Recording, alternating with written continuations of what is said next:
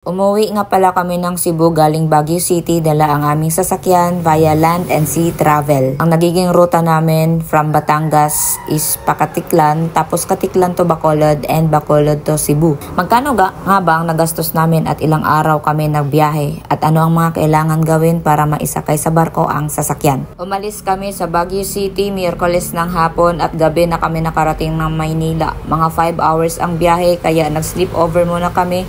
At kinabukasan, Huwebes ng umaga ay tumuloy na kami sa Batangas Port. Mga 3 hours din ang biyahe. Pagdating namin sa Batangas Port ay hinanapan na kami ng ticket, pero dahil wala kami nun at hindi kami nag-advance booking, hindi na kami nakasakay sa Starlight Roro.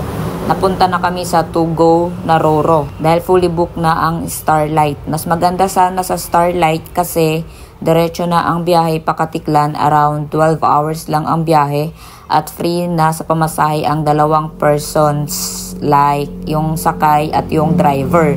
Unlike kay To-Go, 16 hours ang biyahe dahil mag-stop over pa siya sa Romblon Port ng ilang oras. At ang driver lang ng sasakyan ang free sa pamasahe. So ako na pahinante ay kumuha pa ako ng ticket ko for myself amounting to 2,000 pesos at ang bayad naman sa car namin ay around 15,000 pesos. Forgot the exact amount na. In total, nasa 17,000 yung nagastos namin from Batangas to Katiklan pa lang na Roro. Kaya kung gusto nyo nang makatipid at mas madaling biyahe, mag-advance booking na kayo sa website ng Starlight. Gabi na kami nang nakarating ng Katiklan Port kaya nag-sleep over na naman kami doon at kinabukasan ng umaga ay umalis na kami ng Katiklan papuntang Dumangas Port naman. Nasa 4 to 5 hours ang land travel nito.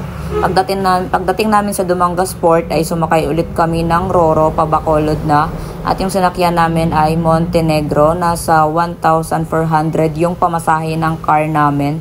And libre na yung pahinante at yung driver. Kaya libre na kami sa pamasahe lahat. So 1,400 lang. And around 2 hours yung biyahe nito papuntang Bacolod. Pwede pa kayong makaless. Nasa 800 or 1,000 pesos lang yung ibang Roro. Napunta lang kami sa Montenegro kasi sila lang yung available that time.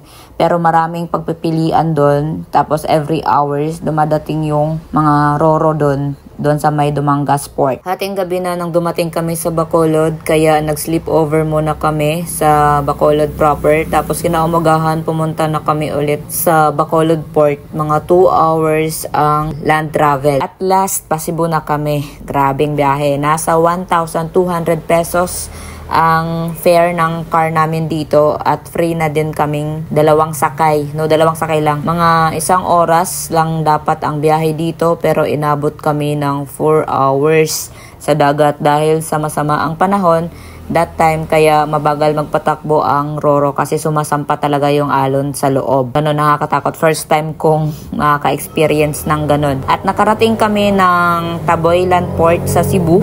Maghahating gabi na rin ng Sabado. Naglaland travel kami pa Cebu proper, mga 3 hours din. At yan ang naging journey namin from Baguio to Cebu. Miyerkules ng hapon kami umalis ng Baguio at nakarating kami ng Cebu ay Sabado ng gabi. At nakadalawang full tank lang kami sa sasakyan namin. Nasa 7,000 pesos yun. At may mga minimal charges din bawat port like terminal fee ranges from 100 to 200 pesos at toll gate fee. So, ang total, yung tatlong Roro ay nasa 20,000 plus 7,000 sa fuel plus 5K sa hotel plus food tapos plus dog namin 5K. Oo, dinala din namin yung dog namin. May sarili din siyang gastos kaya nasa 40,000 siguro lahat ng gastos namin.